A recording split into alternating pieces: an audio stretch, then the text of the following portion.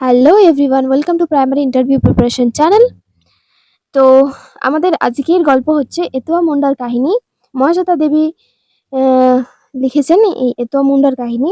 ঠিক আছে, আর আমরা এখন এই যে চলছে পাতাবাহার বইটি, পঞ্চম শ্রেণীর বাংলা বই, সেখানে কিন্তু পঞ্চম, অর্থাৎ এটা যে মহাশ্বেতা দেবীর লেখা এতুয়া মুন্ডার কাহিনী, এটাই কিন্তু আজকে আমরা পড়বো। তো চলুন শুরু করা যাক এতুয়া মুন্ডার কাহিনী। তো এতুয়া মুন্ডার কাহিনী মহাশ্বেতা দেবী লেখা, ঠিক আছে। তো শুরু করছি। গ্রামটার নাম হাতিঘর। যদিও এখন সেখানে হাতি নেই। মতিবাবুর পূর্বপুরুষেরা যখন মস্ত জমিদার ছিলেন, ওদের ছিল হাতি, আর হাতিশালাটা ছিল পাথরের। ওদের সে পাথরের বাড়ি আজও আছে, তাতে 30টা ঘর। একতলার ঘরে দেখবে চাল ডাল গম কত কি। হাতিশালাটায় দেয়াল তুলে ওটা এখন ধান রাখবার গোলাঘর হয়েছে।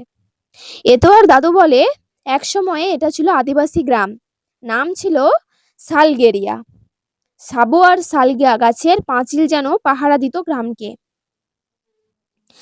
নামটা বদলে গেল কেন গো? নামটা বদলে গেল কেন গো? বাবুরা এলো, আমাদের সব নিয়ে নিল, আদিবাসীরা কিছু বলল না? তুই বড্ড বকিস তোয়া। তোর বাপেরও এত কথা শুধোবার সাহস হতো না। লেখাপড়া জানতাম না, সরকারের আইন কানুন বুঝতাম না, তাতেই আমরা হেরে গেলাম। শুধু এই কথাটি বলো যে নিজের দেশ ছেড়ে তোমরা কবে এলে এখানে? হাজার হাজার চাঁদ আগে। হাসিস কেন?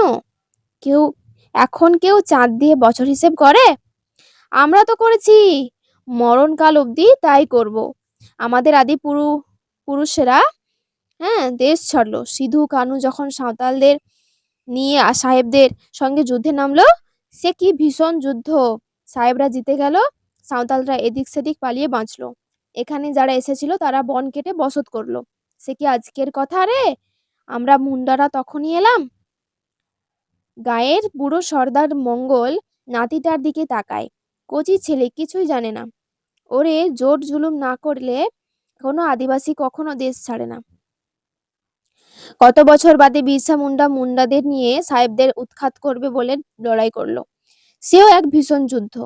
বনাবন তীর চলে, ওদের দনাদন গুলি চালায়। সাঁওতালরা করলো হুল, আমরা করলাম উলগুলান। হারলাম তো আমরাও। বাতাসের মুখে পড়ার পাতার মতো আমরা বাংলা, উড়িষ্যা, বিহার, আসাম, কত জায়গায় যে গেলাম, কত বন কেটে বসত বসালাম। এখন মুন্ডা সাঁওতাল সব দেশে। এখানে চলে এলে ছোটনাগপুর ছাড়লাম, হাঁটতে হাঁটতে সুবর্ণরেখা পার হলাম। সাঁওতালরা খুব খুশি, আদিবাসী আসছে, মানুষ বাড়ছে। ওই যে তোরা বলিস ডুলুং নদী, আমরা ওকে বলতাম দরং গাড়া। তখন জঙ্গল যত, জানোয়ার তত। গ্রামে যে লোধা আদিবাসী দেখিস, ওরা বনজীবী মানুষ, বনের সন্তান। বাঘুত দেবতা পুজোবে, ঠিক আছে, বাঘ যাতে গরু না খায়। বড়াম মায়ের পুজো দেবে, তিনি রক্ষা করেন। আমরা একসঙ্গে বন কেটে বসত করেছি, তবে জঙ্গল তো মা, জঙ্গল নষ্ট করি নাই। লোধারা তো আজও শিকার করে। বাবু যে বলে তোরা আদিবাসীরাই জঙ্গল কেটে শেষ করেছিস। না রে না, জঙ্গল আর কতটুকু আছে বল? তবু তো জঙ্গল থেকেই কন্দ মূল ফল পাতা, জ্বালানি, খরগোশ, সজারু পাখি, গ্রাম দেবতা যাকে বলি গরাম, ঠিক আছে, সেও তো বুড়ো শাল গাছটা, যে বাঁচায় তাকে কেউ মারে। গায়ের নামটা হাতিঘর কেন হলো গো? বন কাটলাম, মাটি যেন হেসে উঠল। আর কি, বাবুরা ঢুকে পড়লো। এই হয়ে আসছে চিরকাল। লেখাপড়া জানি না, সবকিছু ওরা নিয়ে নিল। নতুন নাম দিল হাতিঘর। যা অনেক বকলাম রে এতোয়া, যা অনেক বকলাম রে এতোয়া। তা এত কথা জানতে চাইলি যে? এতোয়া কি বলবে ঠাকুরদাকে? বাবুর বাড়ি কাজে যায়, প্রাইমারি স্কুলের চালাঘরের কোল দিয়ে পথ।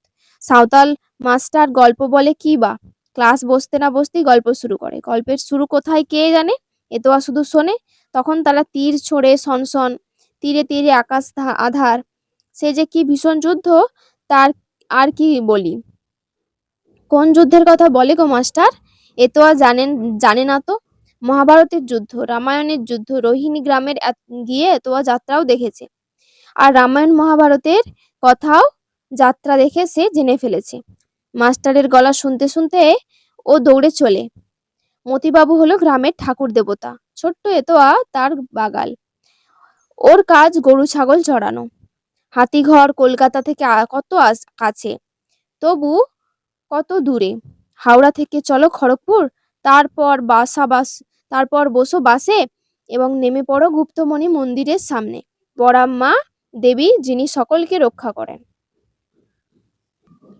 লোধা পুরোহিত পুজো করে বোম্বে রোডে যত বাস ট্রাক চলে সবাই গুপ্তমণির মন্দিরে প্রণামী দেয়। গুপ্তমণি থেকে রোহিণী যাবার বাস পাবো কিনা কে জানে।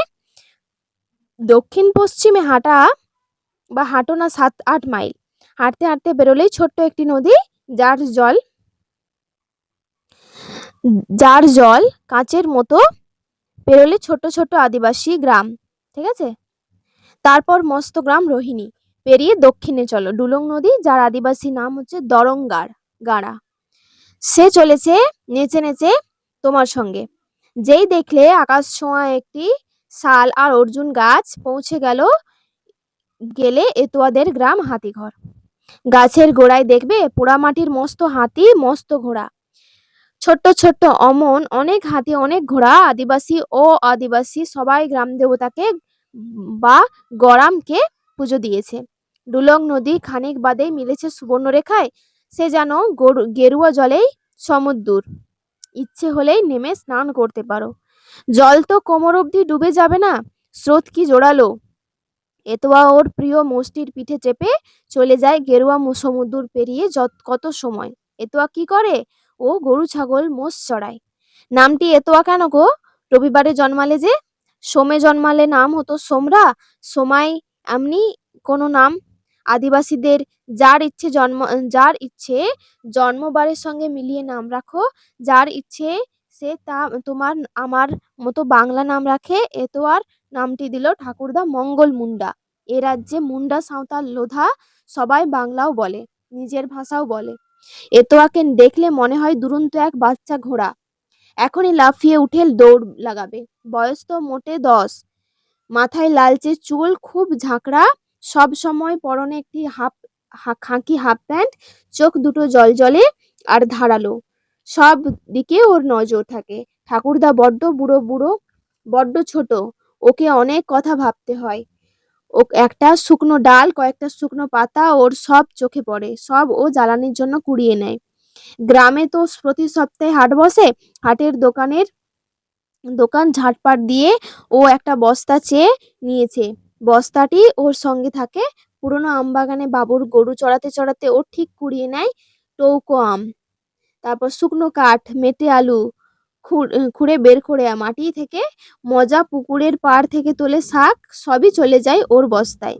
তারপর গরু নিয়ে ও ডুলং পেরিয়ে চড়ে ওঠে ঘন সবুজ ঘাস বনে।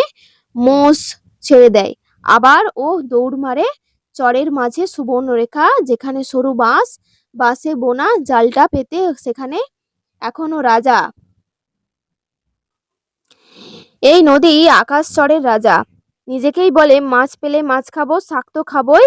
মুদি দাদা মেটে আলুটা নিয়ে যদি নুন তেল মশলা দেয় ওকেও দেবো, না দেয় তো মেটে আলুটা আমি আর দাদু খাবো। কি কি খাবো ভাবতে গেলেই খিদে ভুলে যায় গো। এখন ও লাফায় আর নদীর জল, কাশবন, বুনো ফুল, আকাশ সকলকে ডেকে বলে সে কি ভীষণ যুদ্ধ। তীর চলছে সনসন, কামান চলছে দনাদন, ঘোড়া ছুটছে খটাখট, কি যুদ্ধ কি যুদ্ধ। এতোয়া জানে না মাস্টার কোন যুদ্ধের কথা বলছে। 1857 থেকে 58 এর যুদ্ধের কথা না, অন্য কোনো যুদ্ধ, যাতে তীরের সঙ্গে বন্দুকের লড়াই হয়েছিল। মাস্টার তো এক এক দিন এক এক যুদ্ধের কথা বলে। ও জানেও না, পরোয়াও করে না। যুদ্ধ তো হয়েছিল, আবার কি চাই। আকাশ ঘাস বনে গুনগুন গুঞ্জন করা উড়ন্ত পতঙ্গ, বাতাসে দুলন্ত হাসন্ত বুনো ফুল, গরুর পাল। কেউ জানে না ছোট্ট এতোয়া এক ভীষণ যুদ্ধের কথা বলে। গরুর বাগাল আদিবাসী ছেলেকে ঘাস ফুল নদী কেউ পাত্তাই দেয় না। ডুলং আর সুবর্ণরেখাও হেসে চলে যায়, বয়ে যায়। অথচ এই সব নদীর তীরেও সে নাকি একদিন কত যুদ্ধ হয়েছে। সুবর্ণরেখায় জলে নাকি এখনো সোনার রেণু পাওয়া যায়, লোকে বলে। এতোয়া ওসব বিশ্বাস করে না। তাহলে তো লোধা বুড়ো ভজন ভুক্তার কথাও বিশ্বাস করতে হয়। ভজন বলে ছিল রে ছিল, সুরবীর এক আদিবাসী রাজা ছিল। বাইরের মানুষ এসে যখন তার রাজ্যপাট কেড়ে নিল, তখন তামার ঘণ্টা আর ধনুক নিয়ে সে ডুলং নদীতে ঝাঁপ দিল। যদি কেউ ভক্তি ভরে জল ডাকে, তাকে ডাকতে পারে, রাজা তখনই ঘণ্টা বাজবে ঢং ঢং। তারপর হাতি চেপে ধনুক হাতে উঠে আসবে জল থেকে। বাঘের মতো গর্জনে আকাশটাও কাঁপিয়ে বলবে, কে ডাকে আমায়? আমার সোনারা কোথায়? জল থেকে উঠে আসবো, আমার রাজ্য আমার হবে।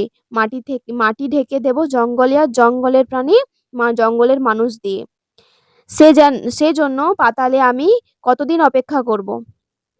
বলে আর ঘন্টা বাজায়, বলে আর ঘন্টা বাজায়। ঝড় বাদলের রাতে সব শোনা যায়। ভজন ভুক্তা অন্ধ মানুষ হাটবারে হাটতলায় গল্প বলে, গান গায়। এতদিন ওকে ঘরে পৌঁছে দিয়েছে। কতদিন বলেছে, কি গল্পই বললে আজ দাদু, সবাই শুনছিল গো, দেখো কতগুলো 10 পয়সা পেয়েছ। রে ছেলে, তুই বড্ড ভালো, স্কুলে যাস না, এই বড় দুঃখ। আমাদের ছেলে মেয়ে গায়ে চড়াবে গরুর বাবুর বাড়ি, বন হাতে কাঠ আনবে, স্কুলে যায় না রে। অথচ এখন গ্রামে স্কুল, সাঁওতাল মাস্টাররা কত ভালো, ঘরে ঘরে যাবে আর বলবে ছেলে মেয়ে স্কুল পাঠাও। ঠিক আছে, আমাদের ঘরে ছেলে মেয়ে পড়তে শিখবে না, আমরাই তো পেটের জ্বালায় ছেলে মেয়েদের পাঠাই না। আমাদের কালে সেই জঙ্গল দিয়েই 4 মাইল যাও, তবে পাঠশালা, এখন গ্রামে স্কুল। তবু যা, তুই ঘর যা বাছা, এখন আমি চলে যেতে পারবো। তো এই ছিল পুরো গল্পটা। কেমন লাগলো অবশ্যই কমেন্টে জানাবেন। ভিডিওটা ভালো লাগলে অবশ্যই লাইক করবেন। চ্যানেলে নতুন হয়ে থাকলে অবশ্যই চ্যানেলটিকে সাবস্ক্রাইব করে রাখবেন। আর এর পরবর্তী পার্টে আমি কিন্তু অবশ্যই এর যে কোয়েশ্চেনগুলো বা এর যে প্রশ্নগুলো, সেগুলো কিন্তু আলোচনা করে দেবো। যদি ভিডিওটি ভালো লাগে অবশ্যই একটি লাইক করবেন, চ্যানেলটাকে সাবস্ক্রাইব করে রাখবেন। এই পর্যন্তই আজকে ছিল ভিডিওটা। দেখা হচ্ছে একটি পরবর্তী ভিডিওতে। থ্যাংক ইউ সকলকে।